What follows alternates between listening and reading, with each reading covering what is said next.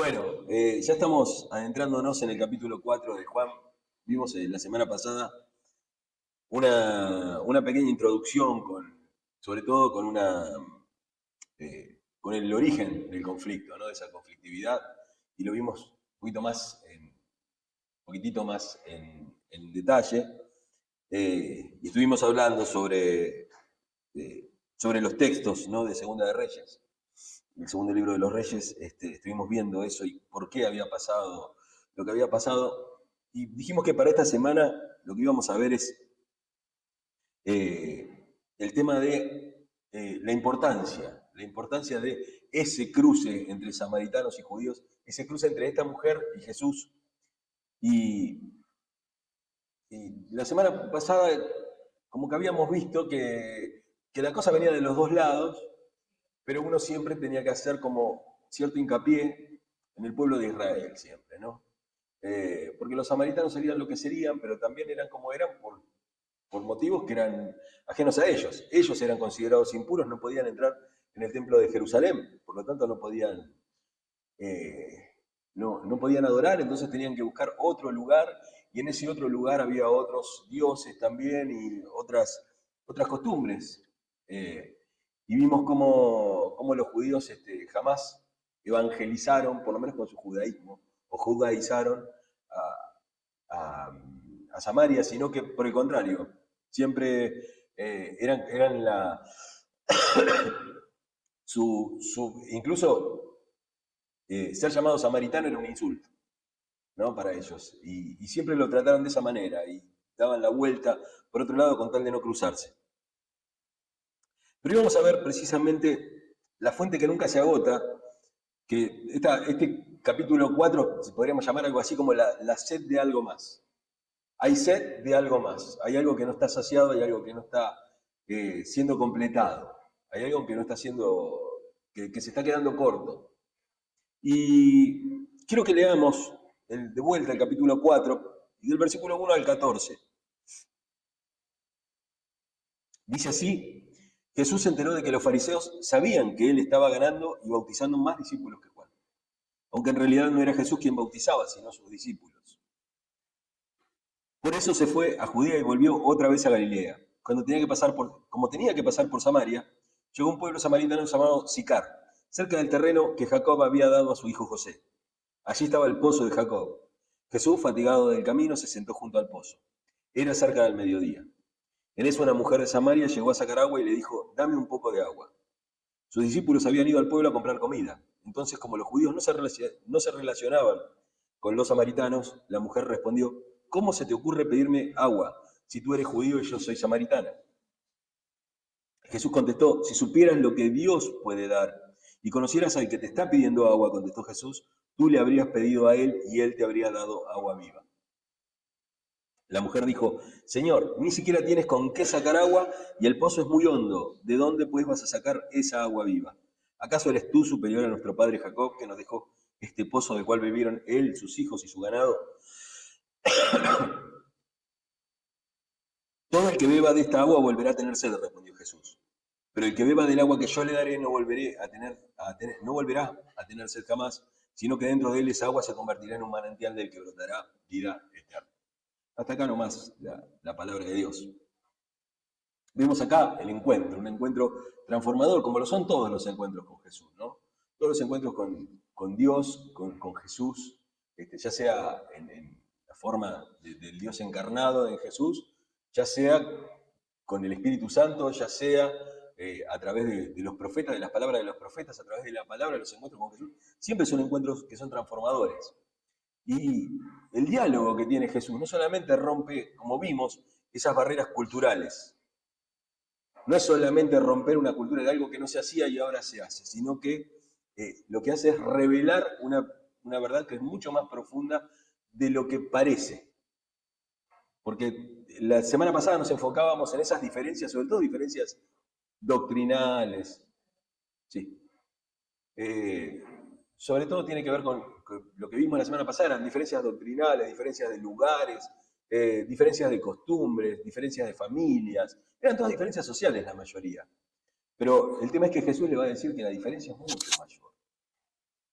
Y que si bien ellos están errados, y los judíos tenían la verdad, por decirlo de alguna manera, porque la salvación viene de los judíos, hay algo más todavía.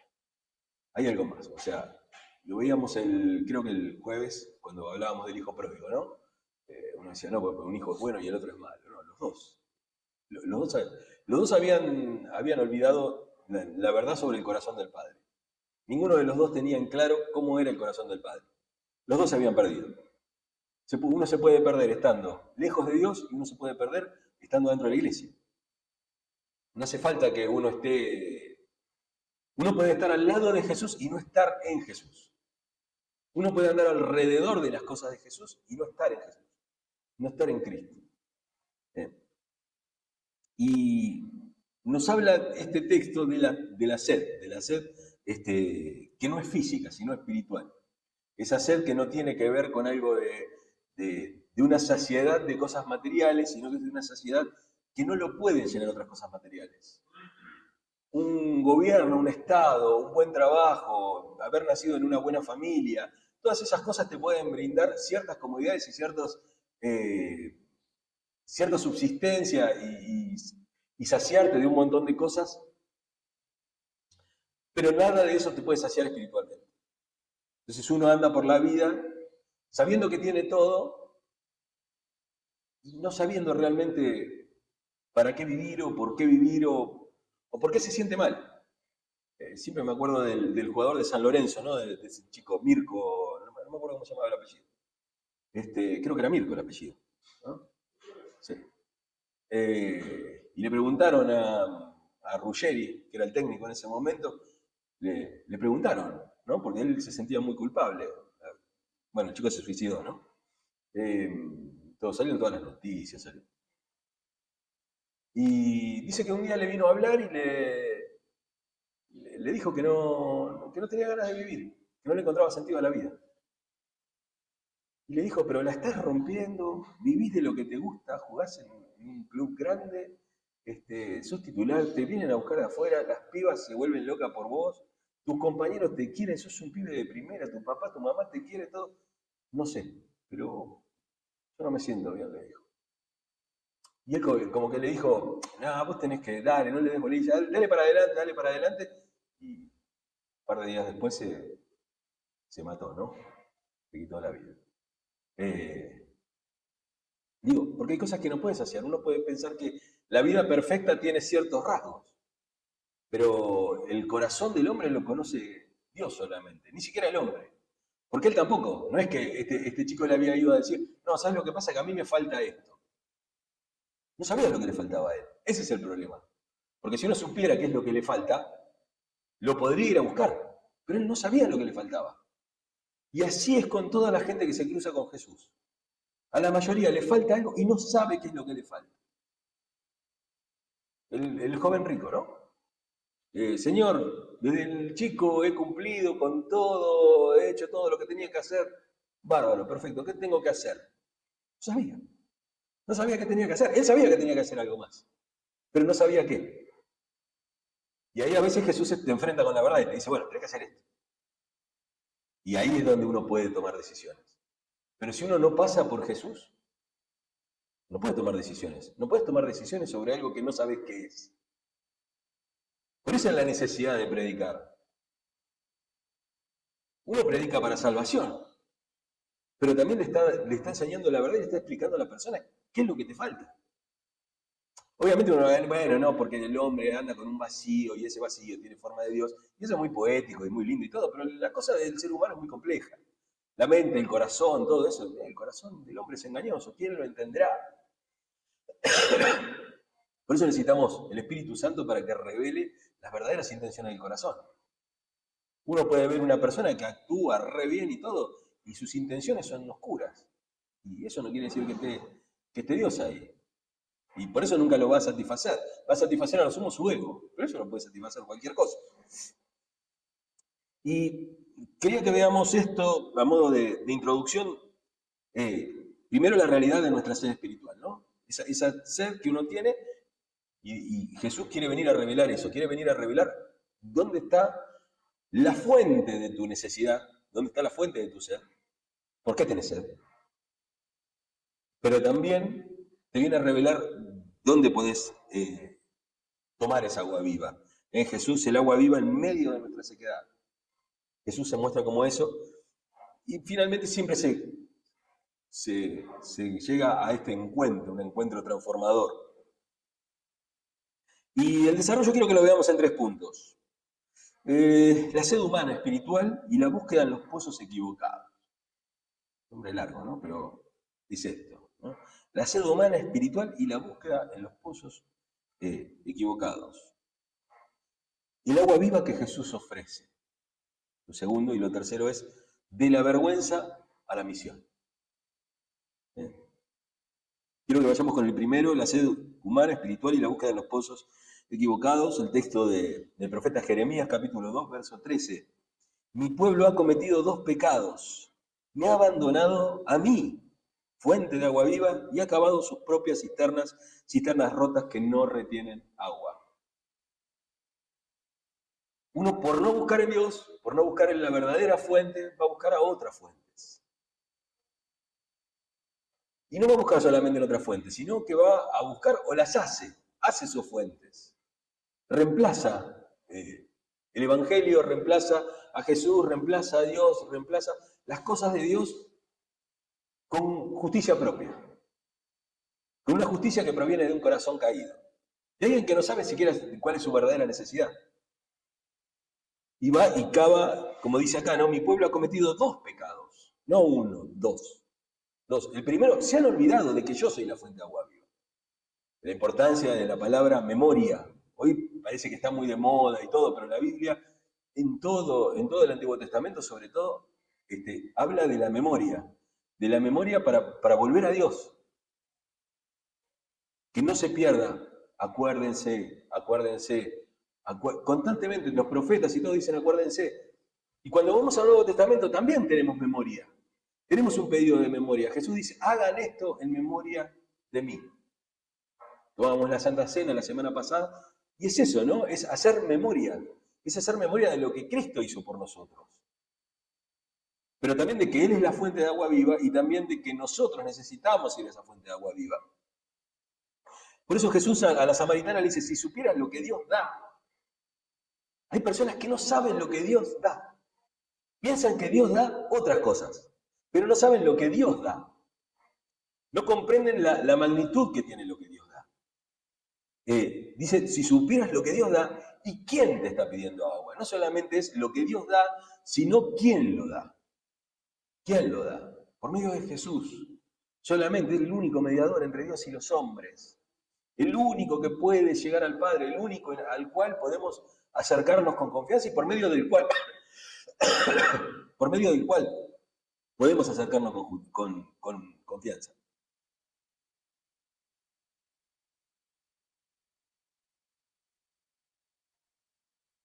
Y me quedo con esto. Si supieras lo que Dios da, si supieras qué significa que Dios te dé, qué significa que Cristo satisface el alma sedienta, pero no eliminando los problemas, sino fortaleciéndonos a nosotros, en medio de los problemas. En el medio de los problemas. La gente piensa que el problema se quite del medio. Dios dice, el problema existe, hay que atravesarlo. Unos dicen, vamos a rodear el problema, vamos a rodear la tormenta. Dios dice, vamos a enfrentarla. Y no hay, uno se fija, son muy pocas. O sea, Jesús nos muestra que tiene el poder para calmar una tormenta. Jesús tiene hasta medio dormido, ¿no? Porque estaba medio dormido ahí, dice, cuidado, que perecemos, ¿no? Es una desgracia. Tengo que cambiar.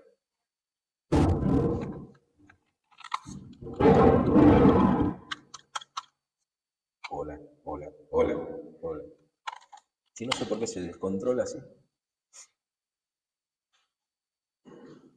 Jesús medio dormido estaba, no es que estaba repila el tipo, recién se levantaba, había tomado unos mates con los discípulos, había comido unos bizcochitos y ya andaban ahí. No, el tipo estaba fundido porque había andado todo el día en el medio del mar, se puso a dormir. Estaba cansadísimo. El sueño lo había vencido. Y en el medio de la tormenta, así como estaba, bueno, sí, está bien, listo, está, que se calma. ¿No? Y uno ve que tiene el poder para calmar tormentas, pero no anda calmando tormentas todo el día. Mostró que tiene el poder para hacerlo, pero a veces no lo hace. Y yo diría que en la mayoría de los casos no lo hace. Mostró que tiene el poder para hacerlo. Así como mostró que tiene el poder para destruir, para matar. ¿No? La higuera la maldijo, se secó. La higuera se secó de un día para otro. Pero no andaba maldiciendo a todo el mundo y matando gente. Mostró que tenía el poder para hacerlo. Pero por lo general muestra otro tipo de acción Jesús. Una acción que tiene que ver con la persona, de persona a persona. Y él nos dice, nos sale al encuentro, ¿no? Allá donde estamos. Él nos espera en el camino. En algún momento del camino sale. Uno no lo va a buscar a Jesús. Jesús viene a nuestra búsqueda. Jesús nos sale al paso. Por eso uno a veces busca a Jesús, encontrarlo por medio de los ritos. Y Jesús no está en los ritos. Jesús sale al encuentro del ser humano en cualquier momento. Y Él nos dice que nos va a transformar, ¿no? El versículo 13 y 14. Todo el que beba de esta agua volverá a tener sed, pero el que beba del agua que yo le daré, nunca más volverá a tener sed. Nunca más volverá a tener sed. Y no sé siquiera si está hablando de no tener problemas, ¿no? O si está hablando de una provisión continua de agua. Me parece que está hablando de otras cosas Jesús acá. Está hablando de confianza, está hablando de fe, está hablando de esperanza. Porque precisamente lo que cambia Jesús no es nuestro hacer. Que el hacer tiene mucho que ver con la persona. Uno no se recibe de cristiano por lo que sabe, sino por lo que hace, uno de cómo demuestra los frutos. ¿Cierto? Haciendo cosas. Pero Jesús cambia directamente el ser. Y dice Agustín de Hipona, ya que está de moda Agustín ahora por el Papa León, que es agustiniano. Nosotros somos de una corriente agustiniana, ¿no es cierto? El protestantismo tiene mucho, Calvino y Lutero tenían mucho que ver con, son los dos agustinianos, eran los dos de la corriente agustiniana. Y de hecho me ha tocado leer confesiones y todos esos textos, y algo de la Ciudad de Dios, porque son muchos libros. La Ciudad de Dios son creo que son 16, 17 tomos. Es muy grande. Pero él dice, precisamente en Confesiones, en el 10º libro, dice, nuestra alma tiene una sed que solo Dios puede apagar. Nuestra alma tiene una sed que solamente Dios puede apagar. Y Jesús nos dice, nos ofrece un agua distinta, ¿no? El agua viva que ofrece Jesús. Isaías capítulo 55, verso 1 dice, venid a las aguas todos los que tienen sed. Y acá de vuelta, ¿no? Vengan todos, todos. Cuando es todos, es todos. Una iglesia abierta para todos, una iglesia de puertas abiertas. Una iglesia de brazos abiertos, también una iglesia que, así como Jesús lo hace, no espera la llegada, sino que sale al encuentro. Sale al encuentro de los necesitados. Y vemos acá en el texto que estamos leyendo que Jesús no nos evade del sufrimiento, no nos saca del sufrimiento, sino que nos sostiene, ¿no? En el medio del sufrimiento. Y el agua viva significa una relación continua con Dios, es algo que se va renovando, no es un agua estancada, es un agua que va cambiando. Cualquiera que tenga, aunque sea una pelopincho o un tacho, no ve que si el agua corre, está toda limpita. Si el agua se queda estancada, se pudre. Por eso habla del agua viva, ¿no? De la fuente de agua viva que brota. ¿Por qué? Porque la solución que da Jesús es mucho más profunda que cualquier solución humana. Yo me realizo hace rato ya, no estoy en contra de los psicólogos ni nada. Yo anteayer tuve mi charla con Cristian, con mi psicólogo, charlando sobre un montón de cosas. Digo, y está bien, porque la mente se enferma, porque uno necesita quien lo escuche. A veces no encontramos gente que nos escuche. Y al psicólogo, como le pagaste, tiene que escuchar aparte. Pero digo, hay una escucha empática, una escucha activa, ¿no? Una escucha donde hay una devolución, donde hay alguien que te da una mirada diferente de cuál es tu situación, todo. Y eso está todo bien. Ahora, pero el tema es la charla y la conversación y el intercambio con Dios, con Jesús. John Stott, en el libro del discípulo radical, dice, Dios no nos promete una vida sin problemas, sino su presencia en cada paso. Y esto me gusta de pensar, ¿no? Y digo que este tiene que ser el mensaje de la iglesia. Que no te promete que Dios te va a solucionar los problemas. Que Dios no te promete eso, porque la Biblia no lo promete. ¿Por qué lo prometeríamos nosotros? Es como, porque si no es todo propagandista. Esa es propaganda que te dicen que el celular que te compré te va a solucionar la vida, ¿viste? O ves el auto de este futuro, vas a hacer ahora, no sabes lo que podés hacer, vas a atravesar los territorios, no, y después tenés que manejar, después tenés que cargarle combustible, después tenés que estar despierto, o sea, la propaganda tiene eso, la propaganda te muestra algo que realmente no vas a hacer, pero te lo muestran de tal manera que vos decís, sí, claro, esto me soluciona la vida, esto era lo que me faltaba. Yo no sabía porque tiene eso también la publicidad. La publicidad toma algo del Evangelio, toma algo de acá, ¿no? De lo que leíamos hoy. Si supieras qué es lo que ofrece Dios. Y acá también la sociedad de mercado, hay un libro muy lindo que se llama Carpe Diem que habla sobre esto, sobre el tema de las compras y de cómo los cristianos somos bombardeados por la publicidad. Y las iglesias salen al encuentro de esa manera también, no salen con eso atrás, salen con el tema de que vení que te vamos a cambiar la vida, vení que tu situación se va a arreglar, vení, viste, vos escuchás los programas de radio evangélicos, viste, por acá, y esto llama a la hermana Lucha pidiendo por oración para cosas, el otro para todos pidiendo cosas, todos pidiendo soluciones a los problemas. No hay no hay sentarse. Ver, no sé si vieron esos videos, los reels y todo, donde los bardean mal, donde le dicen, viste, el nombre de el salame desde Concordia, dice, ay Padre bendito por el salame que está, viste, y la pastora o el pastor o quien esté orando, hace eso y hace una oración pública que no tiene ni pie ni cabeza, es una repetición absurda de un montón de cosas. No, pero está orando. ¿Por qué? Porque no dice el Padre Nuestro de memoria. No sé, me parece que tiene más sentido el Padre Nuestro que la oración de la persona. Aparte, digo, ¿no? Que llama a la radio. ¿Qué te puede solucionar la radio? ¿Qué te puede solucionar la persona que está desde la radio? No puede solucionar nada. Pero a lo mejor en una charla empática vos te sentís reflejado.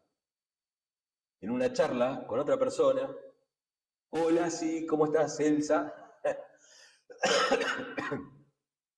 ¿Cómo te va? Contame. Y uno empieza a hablar y a lo mejor alguien escucha del otro lado y dice, a mí me pasa lo mismo.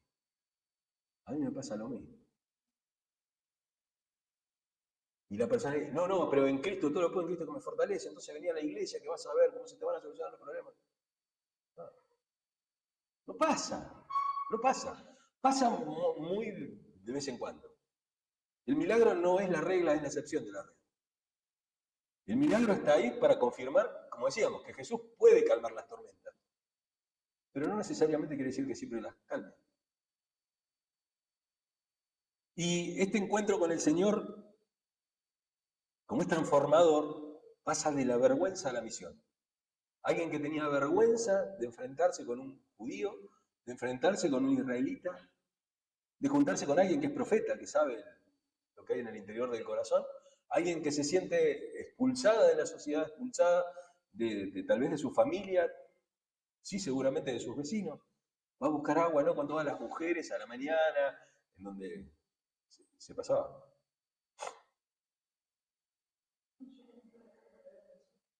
Ah,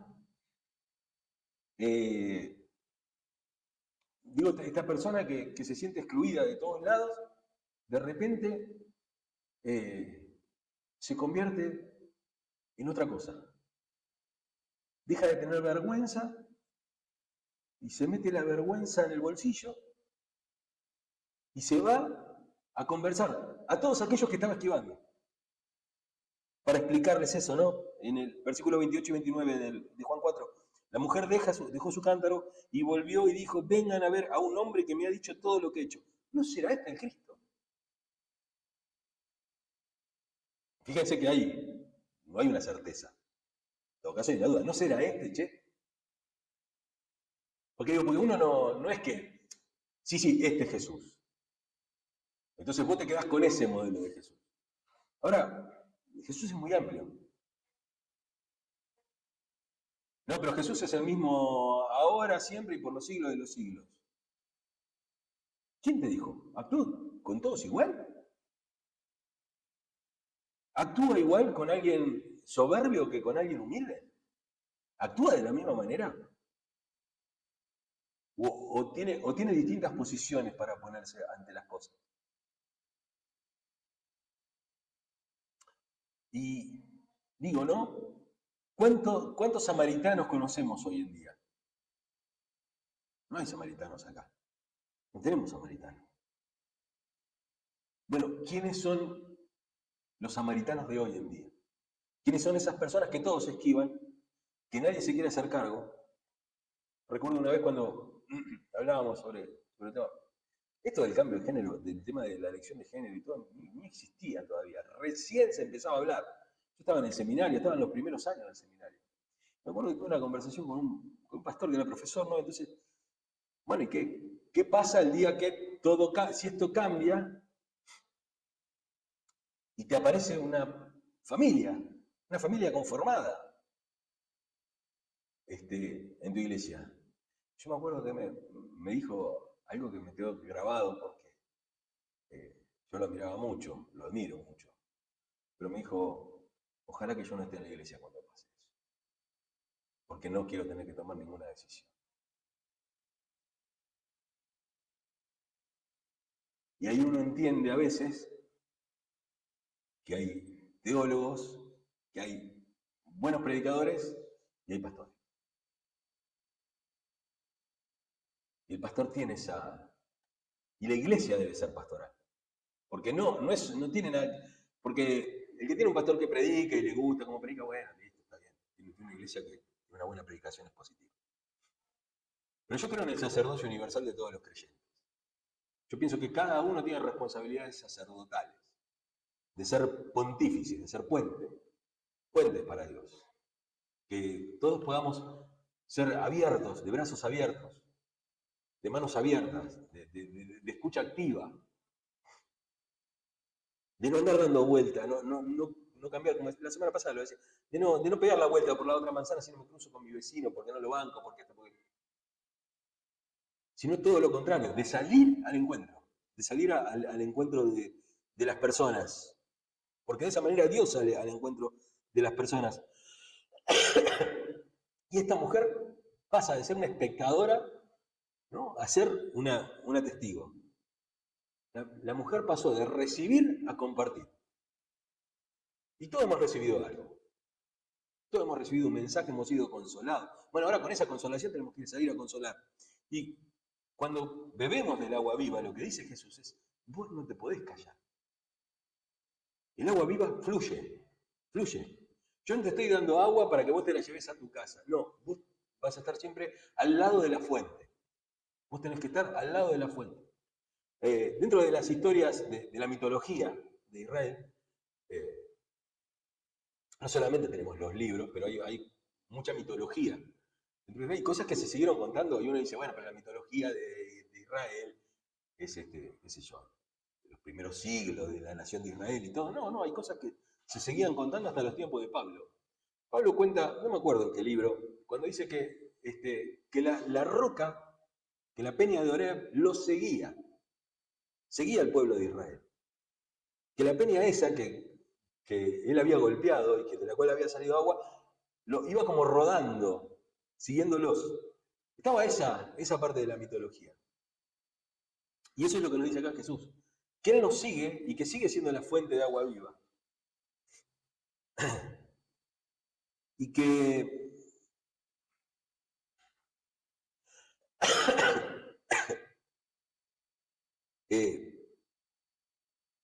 nuestra fe no solamente nos transforma a nosotros, sino que transforma todo lo que hay alrededor.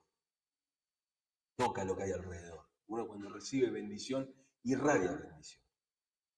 Uno, como dijimos la otra vez, no somos soles que emiten luz, somos lunas. Somos lunas que reflejan la luz y que iluminan también. Tal vez no tan bien como el sol, pero en una noche de luna llena, en el medio del campo donde hay tanta oscuridad, la luna llena te ilumina. Todos los que hemos ido al campo sabemos, ¿no?, que en el medio del campo la luna no tiene luz propia, está reflejando la luz de algo más. Necesitamos ser eso, pero también necesitamos ser espejos pulidos, ¿no? No un espejo que no refleje nada, sino un espejo bien bruñido, bien lisito, que refleje la luz y no que sea opaco. Y dice Billy Graham en Paz con Dios, él dice, cuando alguien encuentra a Cristo no puede quedarse callado. Son cosas simples, no está encontrándole el agujero al mate, ¿no? Pero es tan simple que muchas veces lo olvidamos, porque los mensajes son tan elevados a veces. Hemos aprendido decía Martin Luther King, ¿no? Hemos aprendido a viajar a velocidades tremendas, hemos aprendido a crear máquinas para volar, hemos aprendido a curar un montón de enfermedades, pero no hemos aprendido a vivir como hermanos. Muchas veces se busca tanto lo otro, pero en el camino, hay tantos que se pierden. Y ese es el tema, que un buen pastor va y busca a las ovejas que se pierden. Y Jesús vino a buscar las ovejas primero de la casa de Israel, dijo, pero después a todas las ovejas, para meterlas todas en un solo rebaño. Viendo el diablo en calzoncillo. Nosotros y el texto, ¿qué nos pasa a nosotros con la palabra? ¿Qué nos pasa con este encuentro con Jesús? Lo primero es que Jesús nos da lo que realmente necesitamos. El Señor es mi pastor. Nada me va a faltar. El Señor es mi pastor. Nada me va a faltar. El otro día estaba editando y cuando dije, Sergio, si Sergio es tu pastor te va a faltar de todo. Pero es que es verdad. Es auténtico eso. Es auténtico. Honra a Dios. Creo que el profeta debe tener honra, debe tener todo lo que ustedes quieran y todo eso. Pero en todo caso, el que debería premiarme o debería tener conmigo es Dios, ¿no? Que sabe lo que hay en el interior de mi corazón. Pero que las personas honren a Dios, porque Él nos da lo que realmente necesitamos. El Señor es mi pastor, nada me falta. No siempre recibimos lo que queremos, pero en Cristo encontramos lo que realmente necesitamos. Y parece es una frase hecha, muchas veces la decimos. No nos dan lo que queremos, sino lo que necesitamos y todas esas cosas, pero no lo comprendemos y no lo entendemos y nos encaprichamos en cosas que Dios no nos va a dar. Y Dios camina con nosotros en medio de las tormentas. Dice Isaías 43:2, cuando pases por las aguas, yo estaré contigo. Yo voy a estar contigo, siempre. Siempre, y es una promesa de Jesús, ¿no? Aquí yo estoy con ustedes hasta el fin del mundo. Que no sabemos cuándo es. Por eso dice él, cuando pases por las aguas hay que pasarlas, muchachos, no queda otra. Hay que pasarlas. Dios no elimina el sufrimiento pero nos fortalece en medio del sufrimiento. Y también que nuestra fe nos lleva a compartir el mensaje. Vayan y hagan discípulos en todas las naciones. Mateo 28, 19. Texto súper archiconocido. Y la mujer samaritana se convirtió en evangelista. Se convirtió en eso. Por eso nuestra transformación tiene que ser compartida con otros. Dice Tozer, en el conocimiento del Dios Santo, Cristo cruza todas las fronteras para encontrarnos donde estamos, pero no nos deja como nos encuentra. Nos encuentra en donde estamos, pero no nos deja como nos encuentra. Fíjense, acá no hay un cambio en el ámbito, no hay un cambio en la locación, no hay un cambio en eso, sino que hay un cambio en la persona. Dios sale a tu encuentro, te encuentra ahí donde estás y no cambia lo de alrededor, te cambia a vos. De todos los que estaban con Pablo en camino a Damasco, el único que vio a Jesús fue él. El único que escuchó la voz de Jesús fue él. El único que salió convertido de ese lugar fue él. El camino a Damasco no cambió. Las personas que estaban con él no cambió. Seguramente habrán seguido matando cristianos. Pero Pablo no salió igual. Tuvo un encuentro con el Señor. Cada persona que se encuentra con Jesús, hay un montón de casos en los cuales el encuentro con Jesús se produce con muchas personas. Pero hay muchas personas que no cambian. Que no cambian. Y es que Jesús a veces sale al encuentro y hay otros que están mirando para otro lado o que están buscando otras cosas. Porque como el joven rico, cuando se les dice, deja todo lo que tenés y seguime, es mucho lo que tenía. Dice que se fue muy triste porque era mucho lo que tenía. ¿Te das cuenta cómo a veces la abundancia te puede alejar de lo importante? Como cuando están en problemas a veces la gente viene a la iglesia y cuando está bien, cuando no tiene nada para pedir, no viene, no está. O viene un día, viene, agradece una o dos veces y me parece que ya está bien, ya la agradecí, creo que en base a lo que me dio está bien. Se queda con eso nada más. Se queda con eso. Pero eso es porque no tenemos una comprensión profunda de realmente lo que pasa. De cuál es el cambio y de cuál es la obra de Cristo en nuestra vida. Porque si supiéramos, como le dice Jesús a esta mujer, si supieras lo que puede dar Dios, si supieras lo que Dios da, ¿y quién es el que te está hablando? Vos le pedirías agua, y yo te daría agua para vida eterna. Eso es lo que Dios tiene para nosotros. Y la semana que viene vamos a ver la verdadera adoración y el Mesías revelado, ¿no? Esta cosa, este proceso que hemos comenzado.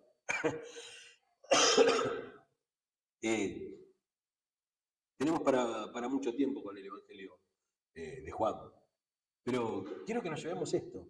¿Realmente nos dimos cuenta qué es lo que Dios ofrece? Ustedes tienen que salir a la gente a decirle qué es lo que Dios ofrece. ¿Saben qué es lo que Dios ofrece?